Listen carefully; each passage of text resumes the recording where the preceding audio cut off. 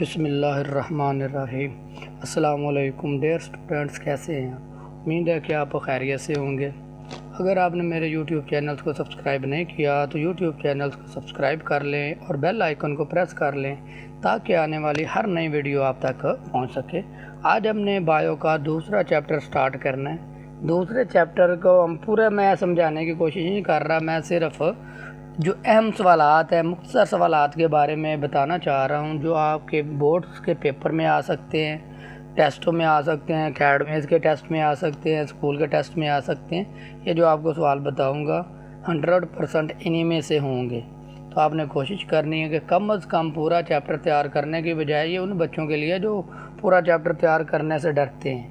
یہ صرف ان بچوں کے لیے ہے کہ جو آرام کے ساتھ کہتے ہیں کہ بس اتنا زیادہ ہم سے سبق یاد نہیں ہونا، ہم کیا کر لیں، اتنا کر لیں کہ ہمارا ٹیسٹ بھی اچھا ہو جائے اور ہماری عزت بھی بچ جائے۔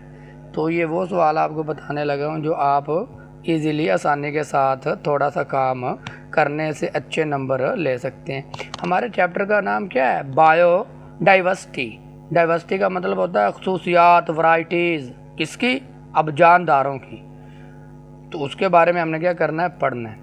اب ہمارے پاس ہے بایو ڈائیورسٹی۔ بایو ڈائیورسٹی کیا ہوتا ہے؟ بایو ڈائیورسٹی کیا ہے؟ اینگل نہیں ہمارا سیدھا ہو رہا، چلے۔ بایو ڈائیورسٹی کیا ہوتا ہے؟ ڈیفینیشن آپ نے یاد رکھنی ہے۔ بایو ڈائیورسٹی سے کیا مراد ہے؟ کہہ رہے کسی خاص علاقے میں جانداروں کی مختلف اقسام اس علاقے کی بایو ڈائیورسٹی کہلاتی ہے۔ اب مختلف اقسام، مختلف طرح کے جاندار ہوں گے تو اب انہیں میں مختلف طرح کی ان کی خصوصیات بھی ہوں گی۔ علاقے کی بایو ڈائیورسٹی کا تعین اس میں موجود جانداروں کی تعداد اور ہر قسم میں مزید اقسام کی موجودگی میں کیا جاتا ہے۔ تو یہ آپ نے کیا کرنا ہے، اس کی چھوٹی سی ڈیفینیشن ہے جو آپ نے یاد رکھنی ہے۔ کہہ رہے کہ اگلا سوال ہے کہ بڑا ہی اہم ہے، بایو ڈائیورسٹی کا انحصار کن عوامل پر ہوتا ہے؟ یعنی کہ بایو ڈائیورسٹی جو ہماری ہوتی ہے کس طرح بدلتی رہتی ہے، اس میں کون سے مین پوائنٹ ہیں؟ ایک ہے ہمارے پاس آب و ہوا، دوسرا ہے ہمارے پاس بلندی اور مٹی کی قسم، کہ وہ کس قسم کی مٹی ہوتی ہے۔ سب سے اہم شارٹ کویشچن ہے ٹراپیکل اور قطبی علاقوں میں کیا فرق ہے؟ یہ شارٹ کویشچن بڑا ہی اہم ہے۔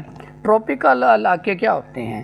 ٹراپیکل علاقے جہاں درجہ حرارت زیادہ اور موسمی حالات سازگار ہوں، یعنی کہ ٹمپریچر بھی زیادہ ہو، گرمی بھی زیادہ ہو، سردی بھی زیادہ ہو اور موسمی حالات جو ہے زندگی گزارنے کے لیے اچھے ہوں۔ پھر ہمارے پاس جو قطبی علاقے ہوتے ہیں، قطبی علاقوں کی نسبت زیادہ بایو ڈائیورسٹی رکھتے ہیں۔ جو ٹراپیکل ہوتے ہیں قطبی علاقوں کے مقابلے میں ان کی بایو ڈائیورسٹی یعنی کہ وہاں پر جانداروں کی اقسام سب سے زیادہ ہوتی ہے۔ اگلا سوال، آپ نے اس کو لانگ کے طور پہ تیار نہیں کرنا، صرف شارٹ کرنا ہے۔ شارٹ، یہ شارٹ کے طور پہ پوچھا جاتا ہے۔ بایو ڈائیورسٹی انسانوں اور ماحول کے لیے کیوں اہم ہے؟ بایو ڈائیورسٹی کی اہمیت، ماحولیاتی استحکام ہوتا ہے، آب و ہوا کا کنٹرول، پھر آپ نے اس کا تیسرا پوائنٹ بتانا ہے قدرتی وسائل، معاشی فوائد۔ تو یہ مقصد کے لیے استعمال ہوتی ہے، تو آپ نے اس کو کیا کر لینا ہے؟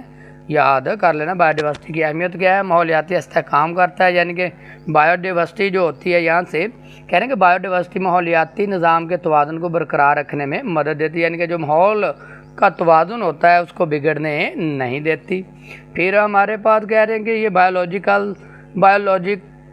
بایولوجی کیمیکل سائیکلز جیسے کہ کاربن سائیکل اور نائٹروجن سائیکل اہم کردار ہے۔ آب و ہوا کا کنٹرول، آب و ہوا سے کیا مراد ہوتا ہے؟ ماحول کا بدل کر آنا۔ قدرتی وسائل جو دیے گئے ہیں، معاشی فوائد۔ آپ نے خاص طور پہ کیا کرنا ہے؟ بایو ڈائیورسٹی کی ڈیفینیشن یاد رکھنی ہے۔ بایو ڈائیورسٹی کا عوامل پر انحصار ہوتا ہے، قطبی اور جو ہمارے پاس قطبی اور دوسرا کیا تھا ٹراپیکل علاقے کیا ہوتے ہیں، اور اس کی اہمیت آپ نے یہ پوائنٹ یاد رکھنے ہیں۔ اب ہمارے پاس انہوں نے سوال دیا کہ کلاسیفیکیشن کیا ہے، بس آپ نے کلاسیفیکیشن اور اس کے مقصد اور اس کے فائدے یاد رکھنے ہیں۔ ارے کلاسیفیکیشن کیا ہے، اس کے مقاصد کیا اور یہ جانداروں کے مطالعے میں کیسے مدد دیتی ہیں۔ تو آپ نے اس پورے پیرے میں سے صرف آپ نے یہ کلاسیفیکیشن کی ڈیفینیشن یاد رکھنی ہے۔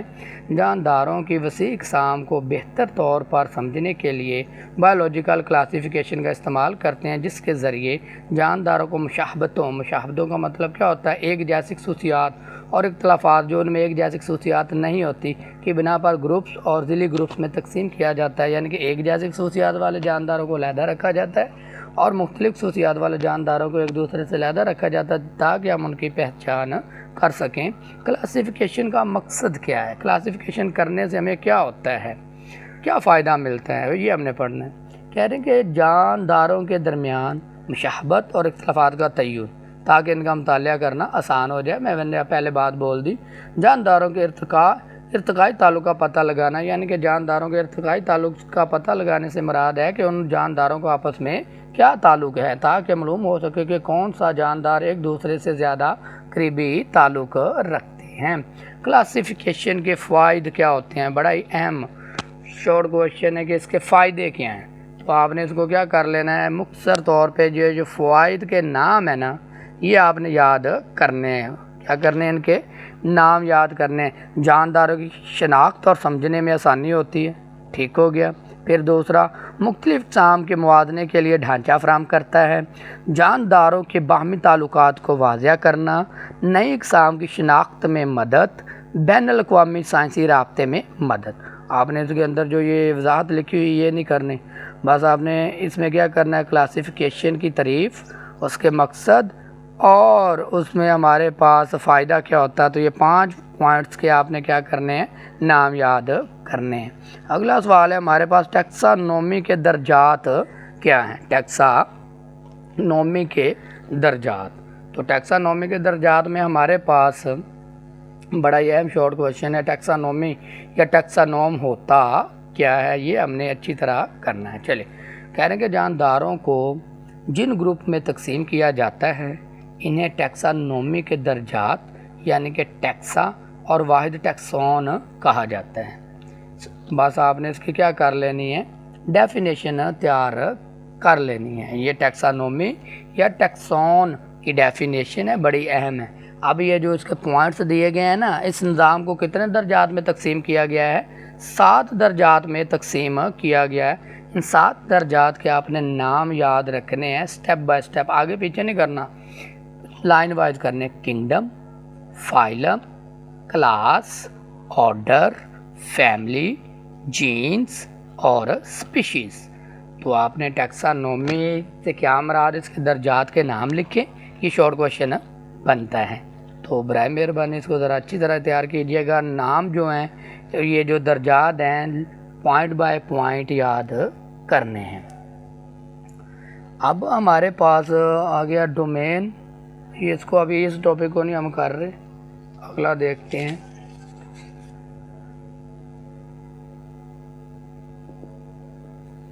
آپ نے بس اس میں یاد رکھنی ہے شارٹ کویشچن کے طور پہ ہمارے پاس سپیشیز، ہمارے پاس کیا ہے، سپیشیز۔ سپیشیز کیا ہوتی ہیں، بڑی اہم ڈیفینیشن ہے آپ کی، یہ یاد رکھنا۔ سپیشیز سے کیا مراد، یہ کلاسیفیکیشن کا سب سے نچلا درجہ ہے۔ سپیشیز ایک ایسے جانداروں کے گروپس کو کہتے ہیں جو آپس میں تولید کر کے ایسے نئے جاندار پیدا کرتے ہیں جو مزید تولید کرنے کی صلاحیت رکھتے ہیں، یعنی کہ ایسے جاندار جو آپس میں جنسی تعلقات کرتے ہیں اور اپنے جیسے نئے جاندار پیدا کرتے ہیں، انہیں سپیشیز کہتے ہیں۔ تو یہ آپ کے پاس سپیشیز کی ڈیفینیشنز ہیں جو بڑی اہم ہیں۔ پھر ہم اگلا سوال کرتے ہیں، جو سوال آپ کو بتا رہا ہوں آپ نے کم از کم وہ یاد کر لینے ہیں۔ اگلا سوال ہے ہمارے پاس، کلاسیفیکیشن کے نظام کو بہتر بنانے میں کن اہم سائنسدانوں اور فلسفیوں کے کردار کی ادا کیا، ان کے اہم کام کیا تھے۔ آپ نے ان میں جن کے اوپر ٹک لگائی ہے یا جو میں سمجھانے لگا ہوں، کم از کم ان سائنسدانوں کے بارے میں آپ نے اچھی طرح کر لینا ہے۔ ارسطو نے کلاسیفیکیشن میں کیا کام سر انجام دیا، تو کہہ رہے کہ یونانی فلسفی ارسطو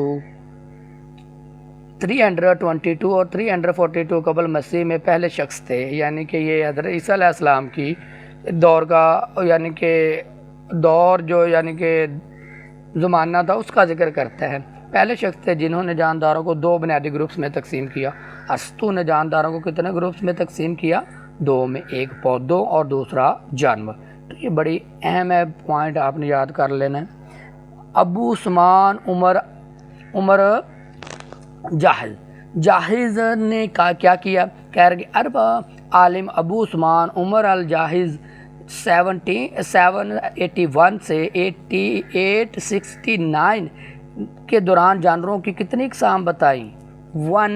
350 اقسام کی خصوصیات بیان کی اور چونٹیوں کی زندگی پر تفصیلی معائنہ کیا۔ اس کو آپ رہنے دیں، اس کو بھی رہنے۔ کارلینیس سب سے اہم ہے۔ کارلینیس ٹوٹل 5 تھے، 3 میں نے آپ کو پڑھانے ہیں، ان میں سے آپ نے اچھی طرح۔ کارلینیس نے کلاسیفیکیشن میں کیا کیا؟ سوال اس طرح آ جاتا ہے، کلاسیفیکیشن کی بنیاد میں کارلینیس نے کیا کام سار انجام دیا؟ تو آپ نے بتانا ہے کہ سویڈش بایولوجسٹ کارلینیس 1707 اور 1778 نے جانداروں کے لیے 7 درجات پر مشتمل کلاسیفیکیشن سسٹم بنایا۔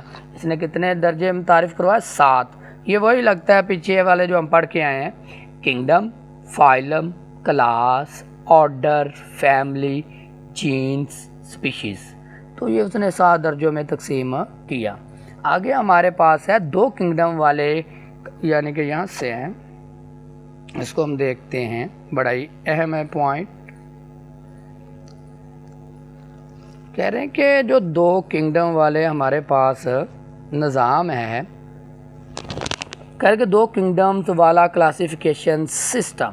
اب 2 کنگڈم والے کلاسیفیکیشن سسٹم پرانا سسٹم ہے، اس میں جانداروں کو 2 گروپس میں، 2 سے مراد 2 کنگڈم میں تقسیم کیا۔ کون کون سے تھے؟ کنگڈم پلانٹی یعنی کہ پودے، کنگڈم اینیمیلیا یعنی کہ جانور۔ کنگڈم پلانٹی کیا؟ وہ جاندار جو اپنی خوراک خود تیار کرتے ہیں، آٹوٹرافس کہلاتے ہیں۔ سوال اس طرح پوچھا جاتا ہے، آٹوٹرافس اور ہیٹروٹرافس میں کیا فرق ہے؟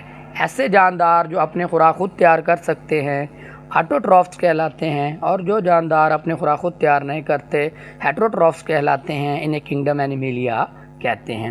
بڑا ہی اہم شارٹ کویشچن ہے جو آپ لوگوں نے اچھی طرح تیار کرنا ہے۔ کوئی سمجھ نہ آئے تو آپ کومنٹ میں ضرور بتائیے گا، میں انشاءاللہ مزید بہتر سمجھانے کی کوشش کروں گا۔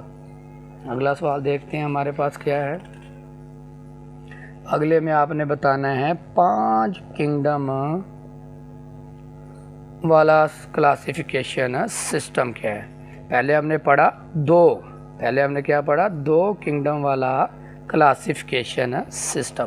تو اب ہم نے کیا پڑھنا ہے؟ 5 کنگڈم والا کلاسیفیکیشن سسٹم۔ تو اب 5 کنگڈم والے کلاسیفیکیشن سسٹم میں کیا ہے؟ کہہ رہے ہیں کہ رابرٹ ویکٹر کے 5 کنگڈم والے کلاسیفیکیشن کی بنیاد کیا تھی، اور بعد میں مارگولس اور شوارٹر نے اس میں کیا ترمیم کی؟ پہلے آپ نے بتانا ہے کہ رابرٹ ویکٹر کہہ رہے ہیں کہ ایچ ایڈن کی درجہ بندی، یہ آپ نے نہیں کرنا ہے، اس کو ریڈ کرنا ہے۔ اب 5 میں کیا 5 ہوں گے، صرف آپ نے اس میں کیا بتانا ہے کہ رابرٹ ویکٹر اور پھر اس کے مارگولس اور شوارٹر کا۔ تو آپ نے یہاں سے کرنا ہے رابرٹ ویکٹرز۔ رابرٹ وٹیکر نے کیا کیا؟ کہہ رہے ہیں کہ یہاں سے یہ والی ڈیفینیشن آپ نے کرنی ہے۔ 1969 میں امریکی ایکولوجسٹ رابرٹ وٹیکر نے جانداروں کو 5 کنگڈم میں سسٹم میں پیش کیا یا تقسیم کیا یا اس کے نظام کو متعارف کروایا۔ کون سے تھے؟ سیلولر آرگنائزیشن کی بنیاد پر پروکیریوٹک جاندار، یونی سیلولر یوکیریوٹک جاندار اور ملٹی سیلولر یوکیریوٹک جاندار۔ اس میں بیکٹیریا اور آرکیا تھا، 2 ہو گئے، پروٹیسٹا، فنجائی، پودے اور جانور۔ تو یہ 5 کنگڈم کی تقسیم اس نے کیسے کی؟ آپ بس یہ یاد رکھیں کہ یہاں سے آپ نے کرنا ہے یہ والا پوائنٹ جو ہے وٹیکرز کا کرنا ہے، یہ والا بس، اور پھر نیچے آ جانا ہے آپ نے 5 کنگڈم کی تقسیم وٹیکر نے کون سے حصوں میں کی۔ تو یہ تھا ہمارے پاس 5 کنگڈم سسٹم کی تقسیم۔ پہلا ہمارے پاس اس نے کنگڈم منیرا، کنگڈم منیرا میں کیا تھا؟ بیکٹیریا اور آرکیا۔ پھر تھا کنگڈم پروٹیسٹا میں سنگل خلیے والے یوکیریوٹک جاندار۔ سنگل خلیے کے امراض جو ایک سیل سے جاندار بنے تھے۔ یوکیریوٹک کا مطلب ہے جن میں ریڑھ کی ہڈی ہوتی ہے۔ کنگڈم فنجائی تیسرا غیر حرکت پذیر یعنی کہ یہ حرکت نہیں کر سکتے تھے، ہیٹروٹروف جاندار تھے جو خوراک کو جذب کرتے تھے، یعنی کہ ہیٹروٹروف اپنی خوراک کو تیار نہیں کرتے تھے، یہ کیا کرتے تھے کسی دوسرے بنائے ہوئے جاندار کی خوراک کو جذب کرتے تھے۔ پوائنٹ نمبر 4 کنگڈم پلانٹی پودے جو فوٹوسینتھسس کے ذریعے خوراک تیار کرتے تھے، یہ آٹوٹروف تھے۔ کنگڈم اینیمیلیا حرکت کرنے والے جاندار جو خوراک کھا کر حاصل کرتے تھے، یعنی کہ کہنے کا مطلب کیا کہ یہ بھی ہمارے پاس کیا تھے، ہیٹروٹروف تھے، یہ بھی اپنی کیا کر سکتے خوراک کو تیار نہیں کرتے تھے۔ آپ نے رابرٹ ویکٹر کی ڈیفینیشن یعنی کہ کیا کیا اور اس نے 5 کنگڈم میں تقسیم کیا۔ پھر سوال میں پوچھا تھا مارگولس اور شواٹر نے اس میں کیا ترمیم کی، تو یہ ہم نے اس میں پڑھنا ہے، بڑا ہی اہم ہے یہ مارگولس اور شواٹر کا علیحدہ سوال بھی پوچھا جاتا ہے آپ سے کہ مارگولس اور شواٹر نے کیا کام سر انجام دیا تھا، تو وہ ہم نے کرنا ہے۔ تو اس میں ہمارے پاس مارگولس اور شواٹر ہے، بہتر نظر آ رہا ہے نا، چلے مارگولس اور شواٹر کہہ رہے کہ 1988 میں امریکی بایولوجسٹ مارگولس اور شواٹرز نے وٹیکر کے 5 کنگڈم والے نظام میں ترمیم کی۔ ترمیم کا مطلب کیا ہوتا ہے، تھوڑی سی چینجنگ کی، انہوں نے درجہ بندی میں درج ذیل اضافہ کیا۔ سیلولر آرگنائزیشن غذائیت، سیلولر آرگنائزیشن کا مطلب کیا، اپنے سیلز کے لحاظ سے جانداروں کو تقسیم کیا۔ غذائیت یعنی کہ لینے دینے، کھانے پینے تیار کرنے۔ جینیٹکس والدین کی خصوصیات جو ہوتی ہیں ان کے لحاظ سے انہوں نے اس کو کیا کیا، موڈیفائی کیا۔ تاہم انہوں نے جانداروں کو وہی 5 کنگڈم میں تقسیم کیا جو وٹیکر نے تجویز کیے تھے، یعنی کہ 5 کنگڈم انہوں نے وہی رکھے جو وٹیکر نے کیے تھے۔ تو اس طرح ہمارے پاس 5 کنگڈم والا سسٹم ہوا۔ آپ نے 5 کنگڈم والے سسٹم میں یاد رکھنا ہے رابرٹ وٹیکر نے کیا کیا اور اس نے کن گروپس میں تقسیم کیا یعنی کہ کنگڈم میں، اور پھر شواٹر اور مارگولس نے کیا کیا، یہ آپ نے یاد رکھنا ہے۔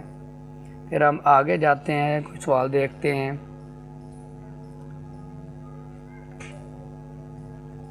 یہ دیکھیں سوال، اس سوال کو دیکھ لیں ایک بار اچھی طرح۔ کہہ رہے کہ 3 ڈومین والا کلاسیفیکیشن سسٹم کیا تھا، کہہ رہے کہ کارل ووز کا نظریہ۔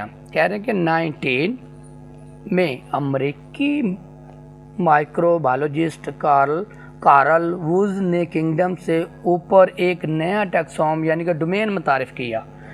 ڈومین یہ کنگڈم سے کیا تھا، اوپر والا درجہ تھا۔ اب یاد رکھنا بڑا ہی اہم ہے، لانگ کے طور پہ بھی اور شارٹ کے طور پہ بھی۔ تو میں اب آپ کو تھوڑا سا اس کو لانگ سوال کو سمجھانے کی کوشش کرتا ہوں کہ ہمارے پاس 3 ڈومین والا جو تھا نا،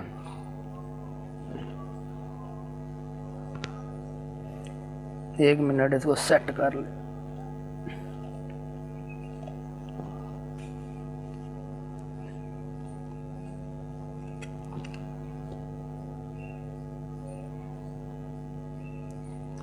تین ڈومینز کی درجہ بندی، کارل ووز نے جانداروں کو بنیادی 3 ڈومینز میں تقسیم کیا تھا۔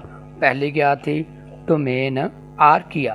ڈومین آرکیا کیا تھا، یہ ابتدائی قسم کے پروکیریوٹک جاندار تھے، پھر زیادہ تر انتہائی ماحول میں پائے جاتے تھے جیسے گرم چشمے، نمکین جھیلیں اور آتش فشانی مقامات جہاں پر زیادہ ہر چیز سختی کے ساتھ ہوتی تھی۔ ان کے سیل میں پینٹا ہائیڈروگلائکین موجود نہیں ہوتا تھا، یہ ڈومین آرکیا تھا۔ پھر ڈومین بیکٹیریا کیا تھا، یہ بھی پروکیریوٹک جاندار ہیں لیکن عام ماحول میں پائے جاتے ہیں۔ ان کے سیل وال میں پینٹا ہائیڈروگلیکان موجود ہوتا ہے۔ بیشتر بیکٹیریا فائدہ مند یا نقصان دہ ہو سکتے ہیں جیسے کہ سائنو بیکٹیریا اور ای کولی۔ پھر ہمارے پاس اس کا تیسری ڈومین تھی ڈومین یوکیریا۔ ڈومین یوکیریا کیا تھا، کہہ رہے ہیں کہ اس میں تمام یوکیریوٹک جاندار شامل تھے۔ کیا تھے اس میں، تمام یوکیریوٹک جاندار شامل تھے، یعنی کہ وہ جاندار جن کے خلیوں میں نیوکلیس موجود ہوتا ہے۔ ان ڈومین میں 4 کنگڈم شامل تھے، kingdom protista, kingdom fungi, kingdom plantae, kingdom animalia. Archaea اور بیکٹیریا میں کیا فرق ہے؟ آرکیا اور بیکٹیریا میں کیا فرق ہے؟ تو یہ آپ نے نہیں کرنا، یہ اوپر ہم نے کر لیا، آرکیا ڈومین بھی کر لیا اور بیکٹیریا ڈومین بھی کر لیا، تو آپ نے ان کی وہ کیا کرنی ہے، ڈیفینیشنز جو ہے نا علیحدہ کر کے لکھ دینی ہے، یعنی کہ یہ جو پوائنٹس ہم نے کیے ہوئے ہیں تو یہ ہمارے پاس کیا آ جائے گا، اس کا فرق آ جائے گا۔ آگے ہمارے پاس ہے کوشچن نمبر، یہ بھی تھوڑا سا اہم سوال ہے، کر لیجئے گا، بڑا ہی آسان ہے۔ اس میں ہمارے پاس کیا پوچھ رہے ہیں کہ یہاں سے اینگل بہتر ہے، کہہ رہے کہ ڈومین آرکیا کی اہم خصوصیات کیا ہے اور یہ جاندار کن انتہائی ماحول میں پائے جاتے ہیں، یعنی کہ ڈومین جو آرکیا ہے نا اس کی خصوصیات آپ نے بتانی ہے کہ اس کے اندر اچھی باتیں کیا ہیں۔ تو وہ کہہ رہے ہیں کہ یہ زمین پر سب سے قدیم جاندار ہے، قدیم کا مطلب کیا، پرانا، اگرچہ یہ پروکیریوٹ اس میں نیوکلیس نہیں ہوتا، لیکن ان کی سیل وال میں پینٹا ہائیڈروگلائکین موجود نہیں ہوتا، اس کی بجائے ان کی سیل وال مختلف پولی پینٹائڈز اور پروٹینز پر مشتمل ہوتی ہیں۔ یہ تو بتایا ہم نے اس کی آرکیا کی حیاتیاتی خصوصیات ہے کیا ہے کہ کیسے زندگی گزارتے ہیں، تو اس میں ہمارے پاس کیا ہے، آر این اے رائبوسوملز کی ساخت بیکٹیریا سے مختلف جبکہ یوکیریوٹک سے مشابہ ہوتی ہے۔ مشابہ کا مطلب کیا ہے، ایک جیسی ہوتی ہے۔ ان کی سیل ممبرین میں منفرد لپڈز پائے جاتے ہیں جو انہیں انتہائی ماحول میں زندہ رہنے کے قابل بناتے ہیں۔ کچھ آرکیا ہمارے پاس کیا ہوتی ہیں، غیر نامیاتی مرکبات جیسے کہ سلفر یا امونیا سے توانائی حاصل کرتے ہیں۔ کچھ فوٹوسینتھسس کرتے ہیں لیکن آکسیجن پیدا نہیں کرتے۔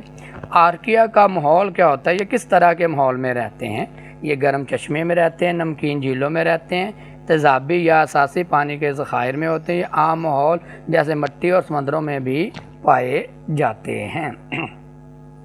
یہ تو ہمارے پاس ڈومین آرکیا کی اہم خصوصیات اور ان کا ماحول، یعنی کہ وہ کہاں پر رہتے ہیں۔ آگے ہمارے پاس سب سے اہم شارٹ کویشچن آ گیا۔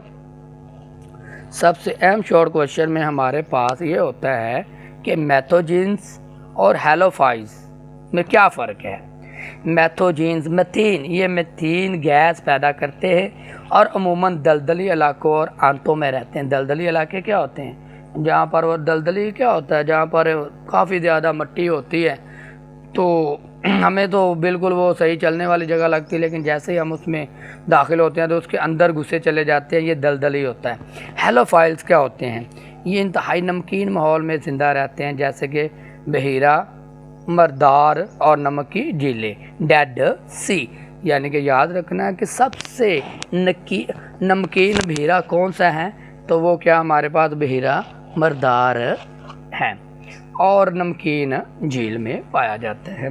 اگلا سوال دیکھتے ہیں ہم اس کا، یہ شارٹ کویشچن کے طور پہ آپ نے یاد رکھنا میتھوجینز اور ہیلوفائز کیا ہوتے ہیں۔ یہ ہمارے پاس دو ہی نہیں ہے، آگے بھی ہے۔ اس میں ہمارے پاس اگلا ہے اگلا ہمارے پاس کیا ہے، تھرموفائلز کیا ہوتے ہیں، یہ گرم پانی کے چشموں اور آتش فشانی مقامات پر پائے جاتے ہیں۔ ایسٹوفائلز یہ انتہائی تیزابی ماحول میں زندہ رہتے ہیں۔ تو یہ 4 پوائنٹ بڑی اچھے طریقے سے آپ نے یاد کرنے ہیں۔ آگے ہمارے پاس ڈومین بیکٹیریا کی اہم خصوصیات اور یہ جاندار کن طریقوں سے فائدہ یا نقصان پہنچا سکتے ہیں، تو ہم نے وہ چیز اس کی کرنی ہے۔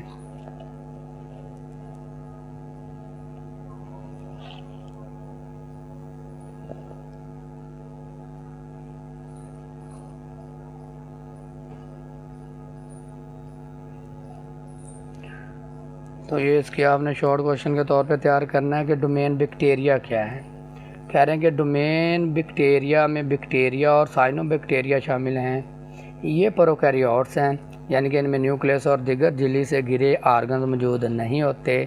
ان کی حیاتیاتی خصوصیات کیا ہیں، یہ کس طرح ہمارے لیے فائدہ مند ہے اور کس طرح ہمارے لیے نقصان دہ ہیں، اور یعنی کہ وہ کس طرح کی زندگی گزارتے ہیں۔ ان کی سیل وال پینٹا گلائکین سے بنی ہوتی ہیں، یہ یونی سیلولر جاندار ہیں، زیادہ تر بیکٹیریا اکیلے رہتے ہیں، لیکن کچھ زنجیروں کی جرمٹ یا کلونیوں میں بھی گروہ بنا کر رہتے ہیں۔ یہ ہر قسم کے ماحول میں پائے جاتے ہیں، بشمول مٹی، ہوا، پانی اور جانداروں کے جسم میں۔ زیادہ تر بیکٹیریا ہیٹروٹرافس ہیں، یعنی کہ یہ اپنی خوراک خود تیار نہیں کرتے، لیکن کچھ میں کلوروفل موجود ہوتا ہے اور وہ فوٹوسینتھسس کرتے ہیں۔ اب بیکٹیریا کا ہمارے زندگی میں فائدہ کیا؟ علیحدہ سوال پوچھا جا سکتا ہے، بیکٹیریا کا نقصان اور فائدہ۔ کچھ بیکٹیریا بیماریاں پیدا کرتے ہیں، جیسے کہ ٹی بی کی بیماری، نمونیا اور فوڈ پوائزننگ۔ فوڈ پوائزننگ کا مطلب کیا ہوتا ہے؟ خوراک کو خراب کر دیتے ہیں۔ فائدہ مند بیکٹیریا کے ہیں، بہت سے بیکٹیریا ڈیکمپوزرز ہوتے ہیں۔ ڈیکمپوزرز کا مطلب کیا ہوتا ہے؟ یہ مردہ جانداروں کو کیا کرتے ہیں؟ چھوٹے چھوٹے اجزاء میں توڑ کر اس کو ماحول سے ختم کر دیتے ہیں، جو مردہ جانداروں کو گلانے سڑانے میں مدد دیتے ہیں۔ کچھ بیکٹیریا غذائی اجزاء کی ریسائکلنگ میں اہم کردار ادا کرتے ہیں، جیسے نائٹروجن فکسیشن میں شامل بیکٹیریا۔ تو یہ آپ نے اچھی طرح کر لینا ہے، یہ شارٹ کویشچن ہے آپ کا۔ ہم اگلا شارٹ کویشچن دیکھتے ہیں۔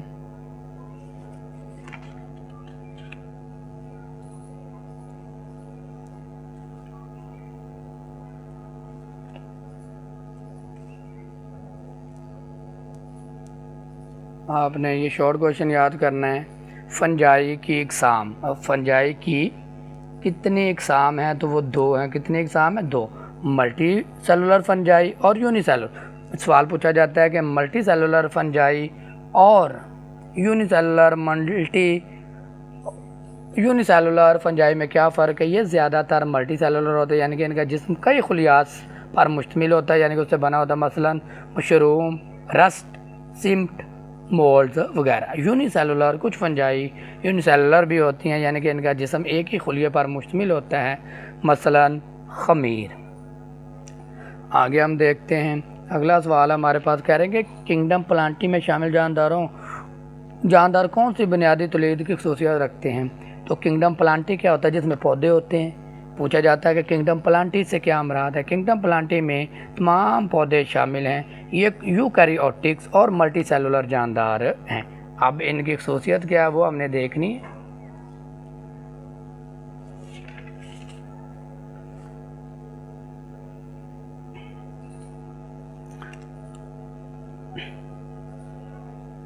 پہلے یہ کس شکل کے ہوتے ہیں؟ ساختی لحاظ سے ہمارے پاس یہ کیسے ہوتے ہیں؟ کہہ رہے ہیں کہ پودوں کے خلیوں کی دیواریں کیا ہوتی ہیں؟ ہمارے پاس سیلولوز سے بنتی ہیں۔ یہ آٹوٹروفس جاندار ہیں، یعنی کہ اپنی خوراک خود تیار کرتے ہیں، فوٹوسینتھسس کے ذریعے غذائی اجزاء حاصل کرتے ہیں۔ پوچھا تھا کہ تولیدی خصوصیت، تو یہ جنسی تولید بھی کرتے ہیں اور غیر جنسی تولید بھی کرتے ہیں۔ جنسی کا مطلب کیا ہوتا ہے؟ آپس میں ملنا۔ تمام پودوں میں جنسی اعضاء ملٹی سیلولر ہوتے ہیں۔ جنسی تولید کے دوران پودے ایمبریو بناتے ہیں جو نئے پودے کی نشو و نما کا آغاز کرتے ہیں۔ اور غیر جنسی میں کیا ہوتا ہے؟ پودوں میں نباتاتی حصوں کے ذریعے غیر جنسی تولید بھی عام ہے، جیسے کہ رفٹنگ اور سپورز وغیرہ۔ کنگڈم پلانٹنگ کی مثالیں موسیز، فرنز، کونیفرز اور پھولدار پودے ایسے پودے ہیں جو جنسی تولید بھی کرتے ہیں اور غیر جنسی تولید بھی کرتے ہیں۔ اگلا ہمارے پاس سوال ہے کنگڈم اینیمیلیا۔ تو کنگڈم اینیمیلیا ہمارے پاس کیا ہوتا ہے؟ تو کنگڈم اینیمیلیا کی ہم کیا کرتے ہیں؟ ڈیفینیشن اور اس کی جو باتیں پوچھی ہے وہ کرتے ہیں۔ کہہ رہے ہیں کنگڈم اینیمیلیا میں شامل جانداروں کی خصوصیات اور وہ خوراک کیسے حاصل کرتے ہیں۔ تو دیکھیں کنگڈم اینیمیلیا میں کیا ہوتا ہے؟ اینیمیلیا کا مطلب ہوتا ہے تمام جاندار شامل ہیں۔ یہ یوکیریوٹکس ہوتے ہیں۔ یوکیریوٹکس کا مطلب کیا؟ یہ اپنے خوراک خود تیار نہیں کر سکتے۔ اور ملٹی سیلولر اور ہیٹروٹروفس جاندار ہیں۔ ان کی خصوصیات کیا ہیں؟ کہہ رہے ہیں تمام جانور یوکیریوٹکس اور ملٹی سیلولر ہوتے ہیں، یہ اپنی خوراک خود تیار نہیں کر سکتے بلکہ دوسرے جانداروں سے حاصل کرتے ہیں۔ جانوروں کی خلیوں کی دیوار نہیں ہوتی جس سے ان کے خلیات زیادہ لچکدار ہوتے ہیں۔ تولید کی خصوصیت، یہ تولید کیسے کرتے ہیں؟ جانور ایمبریو سے بنتے ہیں جو ان کی افزائش نسل میں اہم کردار ادا کرتا ہے۔ زیادہ تر جانور جنسی تولید کے ذریعے افزائش نسل کرتے ہیں۔ جنسی تولید کا مطلب کیا ہے؟ نر اور مادہ آپس میں مل کر ریئیکشنز کرتے ہیں اور ان سے ایک نیا جاندار پیدا ہوتا ہے۔ اور تیسری بات انہوں نے پوچھی تھی کہ جو اینیمیلیا ہوتے ہیں اپنے خوراک کیسے حاصل کرتے ہیں؟ جانور خوراک کھاتے ہیں اور پھر اسے جسم میں ہضم کر لیتے ہیں۔ ہاضمہ مختلف طریقوں سے ہوتا ہے، جیسے کہ اندرونی ہاضمہ یا خلیاتی سطح پر ہاضمہ۔ اب ہمارے پاس سب سے اہم اور سب سے امپورٹنٹ جو لانگ یا شارٹ کویشچن ہے وہ ہمارے پاس یہ والا ہے، کلاسیفیکیشن میں وائرس کا مقام کیا ہے؟ کلاسیفیکیشن سے وائرس، یعنی کہ کلاسیفیکیشن کے اندر وائرس کو بعض اوقات کلاسیفیکیشن میں شامل کیا گیا، بعد میں نہیں کیا گیا، اس کی وجہ کیا ہے؟ بڑی اہم یہ ہمارے پاس شارٹ کویشچن ہے، ذرا توجہ سے سمجھیے گا اور میں بھی ذرا بڑے پیار سے آپ کو سمجھاؤں گا۔ یہ لانگ سوال ہے۔ وائرس یعنی کہ عمومی خصوصیت کیا ہے؟ یہ انتہائی چھوٹے جاندار ہیں جو جاندار اور غیر جاندار کے درمیان ایک حد پر موجود ہوتے ہیں۔ یہ تو چھوٹے چھوٹے جاندار ہیں اور یہ جانداروں پر بھی موجود ہوتے ہیں جسم میں، اور غیر جانداروں پر بھی موجود ہوتے ہیں۔ یہ عام خلیوں کی طرح نہیں ہوتے، جو عام سیلز ہوتے ہیں ان کی طرح نہیں ہوتے، اور نہ ہی ان میں کسی قسم کے آرگنز پائے جاتے ہیں، آرگن سیلز وغیرہ نہیں ہوتے۔ اس کی شکل کیسی ہوتی ہے؟ وہ ساخت کیسی ہوتی ہے؟ وہ اے سیلولر ہوتے ہیں۔ یہ کیا ہوتے ہیں؟ اے سیلولر ہوتے ہیں۔ اے سیلولر ہوتے ہیں یعنی کہ یہ خلیے سے نہیں بنتے۔ ان میں نیوکلک ایسڈ موجود ہوتا ہے جو یا تو ڈی این اے یا آر این اے ہوتا ہے۔ ڈی این اے ڈی آکسی رائبو نیوکلک ایسڈ ہوتا ہے، اور آر این اے کا مطلب کیا ہوتا ہے؟ ہمارے پاس مسنجر کے طور پر یہ کام کرتا ہے۔ وائرس کا نیوکلک ایسڈ پروٹین کے ایک خلیے سے گھرا ہوتا ہے، یعنی کہ اس کو گھیرا ڈالا ہوتا ہے۔ میٹابولزم اور افزائش، یہ اپنی نسل کیسے بڑھاتے ہیں؟ وائرس کسی قسم کا میٹابولزم خود نہیں کرتے، اپنی پروٹین بنانے اور اپنی تعداد بڑھانے کے لیے یہ جانداروں کے خلیات میں پیراسائٹس کے طور پر رہتے ہیں۔ اب یہاں پر استعمال ہوا لفظ پیراسائٹس۔ پیراسائٹس کیا ہوتے ہیں؟ ایسے جاندار ہوتے ہیں جو کسی دوسرے جاندار کے جسم میں رہتے ہیں، ان سے خوراک لیتے ہیں اور بدلے میں ان کو نقصان پہنچاتے ہیں۔ یہ پودوں، جانوروں اور بیکٹیریا میں انفیکشن پیدا کر سکتے ہیں۔ کلاسیفیکیشن میں وائرس کی جگہ، اب کلاسیفیکیشن میں اس کی جگہ ہے یا نہیں ہے وہ آپ نے بتانی ہے۔ تو اس میں ہمارے پاس ہے وائرس کو کسی بھی کنگڈم یا ڈومین میں شامل نہیں کیا گیا۔ اس کی وجہ کیا ہے؟ اس کی وجہ یہ ہے کہ ان میں زندگی کی تینوں ڈومینز کی بنیادی خصوصیت موجود نہیں ہے۔ وائرسز صرف جاندار خلیوں کے اندر ہی فعال ہوتے ہیں، یعنی کہ کام کرتے ہیں، جبکہ خلیے سے باہر غیر جاندار ذرات کی طرح ہوتے ہیں۔ یعنی کہ یہ صرف کسی جاندار کے جسم میں داخل ہو گئے تو وہاں پر زندہ ہوتے ہیں، لیکن یہ باہر رہیں گے تو یہ کوڑا کرکٹ کی شکل میں ہوں گے، کوئی اس میں ہمارے پاس جاندار کی اس کے اندر خصوصیت ظاہر نہیں ہوگی۔ یہ وائرس ہے۔ کیا پوچھا جاتا ہے کہ وائرس کو کلاسیفیکیشن میں شامل کیوں نہیں کیا گیا؟ تو یہ ایک علیحدہ شارٹ کویشچن بھی بنتا ہے۔ پھر ہمارے پاس ہے اہم معلومات۔ اہم معلومات میں ہمارے پاس بڑا ہی اہم ٹاپک ہے، کہہ رہے ہیں کہ پرائیونز اور وائرائٹس کیا ہوتے ہیں؟ کہہ رہے پرائیونز اور وائرائٹس بھی اے سیلولر ذرات ہیں اور انہیں بھی کلاسیفیکیشن سسٹم میں شامل نہیں کیا جاتا۔ پرائیونز کیا ہوتے ہیں؟ پرائیونز صرف پروٹینز پر مشتمل ہوتے ہیں، جبکہ وائرائٹس صرف گول آر این اے پر مشتمل ہوتے ہیں۔ یہ دونوں ذرات کچھ پودوں میں متعدد بیماریاں پیدا کرتے ہیں اور کینسر کا سبب بنتے ہیں۔ یہ بڑا ہی اہم شارٹ کویشچن ہے، پرائیونز اور وائرائٹس میں کیا فرق ہے؟ اب ہم کیا کرتے ہیں؟ اگلا سوال کرتے ہیں اس چیپٹر کا۔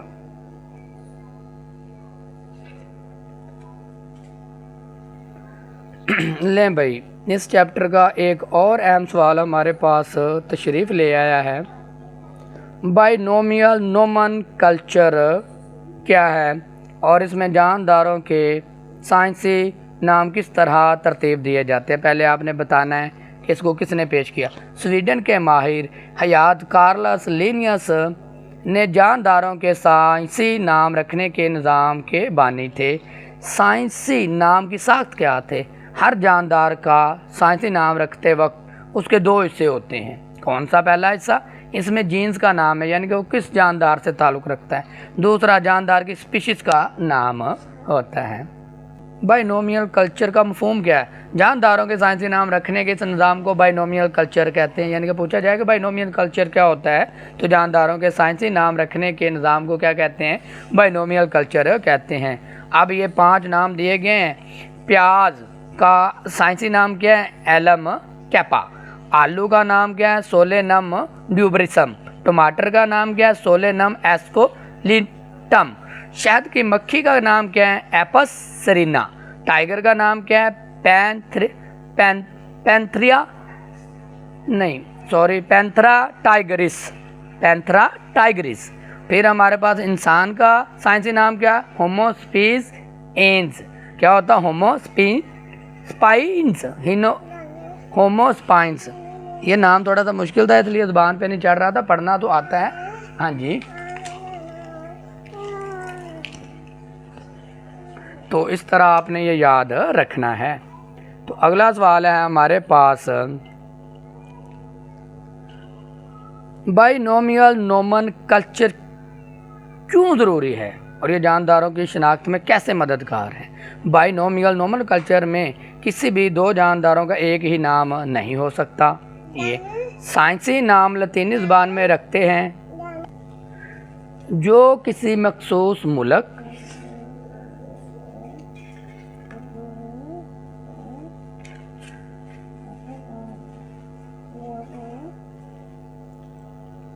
मखसूस मुल्क में नहीं बोली जाती। इस तरह ये निज़ाम आलमी सतह पर गैर जानबदार और यकसा होता है। यानी कि ये जो नाम है ये पूरी दुनिया में नहीं लागू, तो इसलिए ये थोड़ा सा मुश्किल होता है। अलकाई नामों में फ़र्क तो याद रखिएगा कि आम ज़बानों में जो हमारे पास प्याज होता है उसे क्या कहते हैं? गंडा, बासिल और वासिल भी कहा जाता है। आम नाम, ये बात आपने ठीक है, इनको साइड पे रखें। आगे हमारे पास है इस सवाल, बाइनोमियल नोमेनक्लेचर के असूल क्या है? हम किस तरह जानदारों को साइंसी नाम दे सकते हैं? साइंसी नाम रखने के लिए अल्फाज लतीनी ज़बान से लिए जाते हैं। कौन से अल्फाज इस्तेमाल होते हैं? लतीनी ज़बान के, क्योंकि ये गैर जानबदार और आलमी तौर पर कबूल शुदा ज़ुबान है। नाम के 2 हिस्से होते हैं, पहला हिस्सा जीन का होता है और दूसरा स्पीशीज़ का। मुनफरिद साइंसी नाम, हर जानदार का साइंसी नाम मुनफरिद होता है। एक ही नाम 2 मुख्तलिफ जानदारों के लिए इस्तेमाल नहीं होता। तो जब अगर हमने इनको लिखना हो तो हम कैसे लिखते हैं? जब हमने इनको लिखना हो तो कैसे लिखते हैं? बड़े और छोटे हरूफ का इस्तेमाल करते हैं। जीन्स का नाम जो होगा हमेशा बड़े हरूफ से शुरू होता है और स्पीशीज़ का नाम हमेशा छोटे हरूफ से शुरू होता है। इटैलिक्स में तहरीर कैसे करते हैं? ये साइंसी नाम को प्रिंट करते वक्त इटैलिक्स में लिखा जाता है, यानी कि टेढ़ा होता है। इटैलिक्स क्या होता है? टेढ़ा। और अगर हम हाथ से लिखें तो नाम लिखने के बाद इसको अलग अलग लाइनें लगानी चाहते हैं, उसके ऊपर या नीचे हम क्या कर देते हैं? लाइन लगा देते हैं। अब ये जो चैप्टर तो हमने तकरीबन पूरा पढ़ लिया।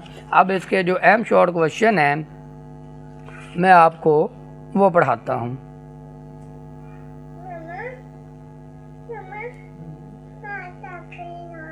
ये वैसे आपने शॉर्ट क्वेश्चन के तौर पे तैयार कर लेने।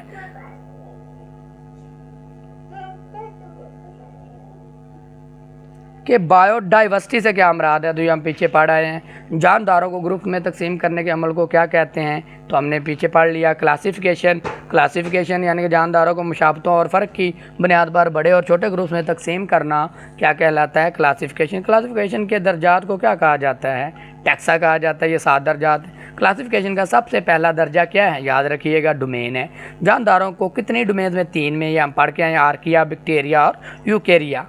किंगडम प्रोटेस्टा के जानदार की खसूसियात क्या हैं? किंगडम प्रोटेस्टा जानदार यूनिसेलुलर है और सादा मल्टी सेलुलर, और इनके सेल्स प्रोकैरियोटिक्स होते हैं। फिर हमारे पास जो फंजाई है, फंजाई किस किस्म के जानदार हैं? ये हमने पढ़ के आए। फंजाई यूकैरियोटिक हेटेरोट्रॉफ जानदार है जो अपनी खुराक को जज़ब करते हैं। पौधों के तलीदी अज़ा किस किस्म के होते हैं? कह रहे पौधे प्रोकैरियोटिक्स मल्टी सेलुलर ऑटोट्रॉफ्स हैं और इनके तलीदी अज़ा मल्टी सेलुलर होते हैं। जानवर खुराक कैसे हासिल और हज़म करते हैं? जानवर यूकैरियोटिक मल्टी सेलुलर हेटेरोट्रॉफ्स हैं जो खुराक खाते और जिस्म में मखसूस जोफों यानी कि कैविटीज़ में हज़म कर लेते हैं। वायरसेस को क्लासिफिकेशन में अभी पढ़ा, क्यों शामिल नहीं किया गया? वायरसेस में 3 डोमेन्स या 6 किंगडम की खसूसियात मौजूद नहीं हैं, जिसकी वजह से इन्हें क्लासिफिकेशन में शामिल नहीं किया गया। एक और छोटा सा रह गया, अभी हमने ये सवाल पढ़ा है, अभी किया। कह रहे हैं कि साइंसी नाम कितने हिस्सों पर होते हैं और वो किस पर मुश्तमिल है। हर जानदार का साइंसी नाम 2 हिस्सों पर मुश्तमिल होता है, पहला इसका जीन्स का नाम और दूसरा इसकी स्पीशीज़ का नाम। तो इस तरह हमारे पास ये चैप्टर के जो अहम शॉर्ट क्वेश्चन थे वो हो गए। अब हमने एक्सरसाइज के जो MCQs हैं वो करने हैं। MCQs याद करना, समझना और उनको ज़हन में बिठाने का एक आसान तरीका है कि जो हमारे पास जो जवाब होता है बस उसको क्या कर ले, याद रख ले। टैक्सानॉमी के दर्जात में से कौन सा दर्जा सबसे बड़ा है, तो ये अभी हमने किया कि डोमेन है। ये अभी हमने शॉर्ट क्वेश्चन में भी पढ़ा। वो कौन सी खसूसियत है जो डोमेन आर्किया के जानदारों के लिए मुनफरिद है, तो वो शदीद माहौल में रहने की सलाहियत है। फिर इनमें से कौन सा बैक्टीरिया से मुतल्लिक बयान, ये जो बयान है बैक्टीरिया के मुतल्लिक नहीं है, तो वो हमारे पास कि इनमें से कोई भी नहीं, सॉरी तीसरा करना था। क्लोरोप्लास्ट में क्लोरोफिल रखते हैं, ये वाला इसका तीसरे का दाल है। फिर हमारे पास चौथा, इनमें से कौन से जानदार का ताल्लुक डोमेन यूकैरिया से नहीं है, तो इसका हमारे पास यीस्ट है, ये नहीं है, ये क्या हमारे पास यीस्ट है। दर्ज झैल में से कौन सी खसूसियात यूकैरियोटिक सेल्स को प्रोकैरियोटिक सेल्स से अलग रखती है, तो उसका ऑप्शन क्या है, न्यूक्लियस की मौजूदगी। कौन सा किंगडम ऐसे जानदारों पर मुश्तमिल है जो बुनियादी तौर पर यूनिसेलुलर, यूकैरियोटिक्स और अक्सर हेट्रोट्राफ्स होते हैं, तो वो ऑप्शन हमारे पास क्या है, प्रोटेस्टा में होती है ये खसूसियात। फिर हमारे पास अगला है 7वां, फंजाई का शुमार हेट्रोट्राफ जानदारों में क्यों किया जाता है, तो इसका ऑप्शन भी हमारे पास है, ग़िज़ाई अज्जा जज़ब करते हैं। वायरसेस को रवायती बायोलॉजिकल किंगडम में शामिल करना क्यों नामुमकिन है, तो ये हमारे पास 8वां है। 8वें में हमारे पास क्या है, इनकी साख सेल्स पर मुश्तमिल नहीं होती और आर्गन्स भी मौजूद नहीं होते। इंसान का साइंसी नाम लिखने का सही तरीका क्या है, तो वो हमारे पास क्या है, होमो स्पेनिस। साइंसी नाम क्या है, होमो स्पाइंस, तो ये आपने याद रखना है, स्पाइंस है। और इसका आखिरी और 10वां MCQs रह गया हमारे। अगर आप किसी जानदार का साइंसी नाम जानते हैं तो आप कौन सी मालूमात हासिल कर सकते हैं, तो वो हमारे पास जीन्स और इसकी स्पीशीज़। अब ये तो हो गया हमारे पास इसके MCQs। अब हमने क्या करना है, इसकी एक्सरसाइज के कुछ शॉर्ट क्वेश्चन दिए गए हैं तो वो हमने देखने हैं।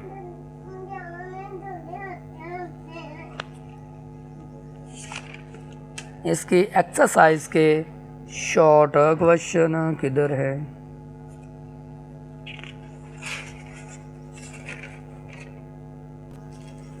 अब ये हमारे पास एक्सरसाइज के शॉर्ट क्वेश्चन हैं। जो एक्सरसाइज के शॉर्ट क्वेश्चन होते हैं वो सबसे अहम होते हैं क्योंकि एक्सरसाइज में 70% पेपर आ जाता है। इकोसिस्टम में जानदारों की इकसाम बयान करने के लिए कौन सी इस्तेलाह इस्तेमाल की गई है, तो ये अभी हमने पढ़ा था, पहला टॉपिक बायोडाइवर्सिटी। इंसानों और पूरा अर्ज़ के लिए बायोडाइवर्सिटी की क्या अहमियत है, तो ये भी हमने पॉइंट इसके क्या कर लिए थे, याद कर लिए थे कि बायोडाइवर्सिटी माहौलियाती तवाज़ुन बरकरार रखते हैं, खुराक देते हैं, दवायात और दीगर ज़रूरी वसाइल फराहम करने में अहम किरदार अदा करते हैं। इस तरह हमारे पास अगला है तीसरा शॉर्ट क्वेश्चन जो बड़ा ही अहम है। तीसरे शॉर्ट क्वेश्चन के अंदर क्या कहते हैं, लीनियर सिस्टम में इस्तेमाल होने वाले टैक्सानॉमी के 7 दर्जात, तो ये भी हमने कर लिया था कि कार्ल लीनियर सिस्टम के 7 दर्जात थे, kingdom, phylum, class, order, family, jeans और स्पीशीज़ थे। तो ये हमने पहले पढ़ लिया है तो बड़ा ही आसान है, ये बस आपको रिवाइज़ करवा रहा हूँ क्योंकि ये शॉर्ट क्वेश्चन इस तरह आते हैं और इस तरह आपने क्या करना है, इसका जवाब लिखना है। फिर हमारे पास है चौथा सवाल, कह रहे हैं कि शेर और मकई के टैक्सानॉमी के दर्जात कौन कौन से हैं। शेर किंगडम एनिमेलिया में है, फाइलम कॉर्ड में, data class Mammalia, order carnivores, family फेल्ड्री, gents Panthera, species Panthera live. मकई kingdom Plantae, phylum angiosperms class, मोनोकोटिलिडन्स orders, पोलिसिया family, पोयासिया jeans, Zia species और ज़ियामीर। ये नाम जो थोड़े से बड़े ही मुश्किल हैं, इनको आपने अच्छी तरह याद रखना है। ये सबसे अहम शॉर्ट क्वेश्चन है, ये जब मैं भी टेस्ट बनाऊंगा तो इसमें लाजमी ये सवाल दूंगा। फिर हमारे पास क्वेश्चन नंबर 5, कह रहे हैं कि आर्किया और बैक्टीरिया के दरमियान फ़र्क। तो ये हमने शॉर्ट क्वेश्चन पीछे भी कर लिया है। कह रहे हैं कि आर्किया इंतहाई माहौल में रहने के काबिल होते हैं, इनकी सेल वाल में पेंटाग्लाइकोन नहीं होता, जबकि बैक्टीरिया में पेंटा हाइड्रोग्लाइकिन मौजूद होता है। तो ये हमने शॉर्ट क्वेश्चन क्या है पीछे भी किया है, ये बड़ा ही अहम है, तो इसको आपने क्या करना है, अच्छी तरह तैयार करना है। फिर अगला सवाल है हमारे पास, ये करते हैं। इन सवालों को आपने अच्छी तरह समझ लेना है और कम अज़ कम जो एक्सरसाइज के शॉर्ट क्वेश्चन हैं वो याद आपको होने चाहिए। फिर 3 किंगडम क्लासिफिकेशन सिस्टम की क्या कमज़ोरियाँ थी, ये हमने पीछे भी नहीं पढ़ा, तो ये ज़रा ध्यान से पढ़। 3 किंगडम के सिस्टम में प्रोकैरियोटिक्स और यूकैरियोटिक्स जानदार में फ़र्क वाज़िया नहीं था, बस ये कमज़ोरी थी, और फंजाई को मुनासिब दर्जा बंदी दी गई थी। तो ये सवाल इसलिए अहम है क्योंकि ये हमने पीछे भी नहीं पढ़ा, तो आपने इसको अच्छी तरह कर लेना है। फिर हम अगले सवाल की तरफ बढ़ते हैं। हमारे पास क्वेश्चन नंबर है 7। क्वेश्चन नंबर 7 में क्या पूछ रहे हैं हमसे, कह रहे कौन से किंगडम में वो जानदार शामिल हैं जो मल्टी सेलुलर भी हैं और हेट्रोट्रॉफ्स भी हैं और सेल वाल नहीं हैं। तो किंगडम एनिमेलिया में वो जानदार शामिल हैं जो मल्टी सेलुलर हेट्रोट्रॉफ्स हैं और इनकी सेल वाल नहीं होती। किस किंगडम में, किंगडम एनिमेलिया, याद रखना है। फंजाई की खसूसियात की फहरिस्त बनाएं कि यानी कि फंजाई के अंदर कौन कौन सी खसूसियात होती हैं। फंजाई की खसूसियात ये हम पीछे भी पढ़ चुके हैं, इसको आपने क्या कर लेना है, अच्छी तरह देख लेना है। देखने से मुराद क्या है, अच्छी तरह पढ़ लेना है और पिछले सवाल से इसको मैच कर लेना है। फंजाई की खसूसियात ये यूकैरियोटिक्स हैं, हेट्रोट्रॉफ्स हैं, सेल वाल में काइटन्स हैं, स्पोर्स के ज़रिए तौलीद करते हैं, और डीकम्पोजर्स हैं। डीकम्पोजर से मुराद क्या है, ये छोटे छोटे जानदारों को क्या करते हैं, तोड़ के अपनी खुराक हासिल करते हैं, जो मुर्दा जानदार होते हैं। फिर हमारे पास क्वेश्चन नंबर 9, 3 डोमेन की फहरिस्त बनाएं जिनमें जानदार शामिल है। हमने 3 डोमेन्स बतानी हैं जिनमें जानदार शामिल हैं, तो वो कौन कौन से हैं। 3 डोमेन्स में बैक्टीरिया, आर्किया, यूकेरिया जिसमें प्रोटेस्टा, फंजाई, प्लांटी और एनिमेलिया शामिल हैं। क्वेश्चन नंबर हमारे पास है 10। क्वेश्चन नंबर 10 वो बड़ा ही अहम है। कह रहे हैं कि हम किसी भी किंगडम में वायरस की क्लासिफिकेशन क्यों नहीं कर सकते। ये हमने पीछे भी पढ़ लिया, क्योंकि इसमें ज़िंदगी गुजारने के वो ज़राअत ही नहीं है जो जानदारों में होने चाहिए। तो क्लासिफिकेशन तो हम उसमें करते हैं ना जो जानदार की खसूसियात ज़ाहिर करते हैं। वायरस किसी भी किंगडम में शामिल नहीं किया जा सकता क्योंकि वो गैर खुलियाती हैं, यानी कि इनके अंदर खुलिये ही नहीं होते और सिर्फ मेज़बान खुलिये में तौलीद करते हैं। और सबसे अहम और लास्ट क्वेश्चन रह गया इस चैप्टर का, किस तरह बायोनॉमिकल नॉर्मल कल्चर मुख्तलिफ ज़बानों में जानदारों के बारे में बातचीत करते हैं या मदद फराहम करते हैं। तो कह रहे हैं कि बायोनॉमिकल नॉर्मल कल्चर जानदारों को एक मियारी साइंसी नाम देता है जो आलमी सतह पर साइंसी तहकीक और बातचीत में आसानी फराहम करता है। इस तरह हमारे पास बायो का चैप्टर नंबर 2 कंप्लीट हुआ। जो सबसे अहम शॉर्ट क्वेश्चन थे, जो सबसे अहम पॉइंट थे, वो मैंने आप लोगों को बता दिए, समझा भी दिए। अब याद करना आपकी ज़िम्मेदारी है। अगर ये पॉइंट्स भी आप याद नहीं करते तो फिर थोड़ा सा आपको पेपरों में मुश्किल हो सकती है। अभी तरीके से साथ साथ तैयार करते जाएं ताकि आपको कोई मुश्किल का सामना ना करना पड़े। वीडियो अच्छी लगे तो चैनल को सब्सक्राइब ज़रूर कीजिएगा, दुआओं में याद रखिएगा और वीडियो को ज़्यादा से ज़्यादा शेयर कीजिएगा ताकि दूसरे स्टूडेंट्स को भी क्या हो जाए, ये चैप्टर जो है ना बुक का सबसे मुश्किल था और लेंथी भी था, तो दूसरे बच्चों को याद करने में, पढ़ने में, समझने में आसानी हो। कोई भी इसमें गलती हो तो आप कमेंट में बताइएगा, हम दोबारा इंशाल्लाह इसको आपको दोबारा समझाने की कोशिश करेंगे। ओके, अल्लाह हाफ़िज़।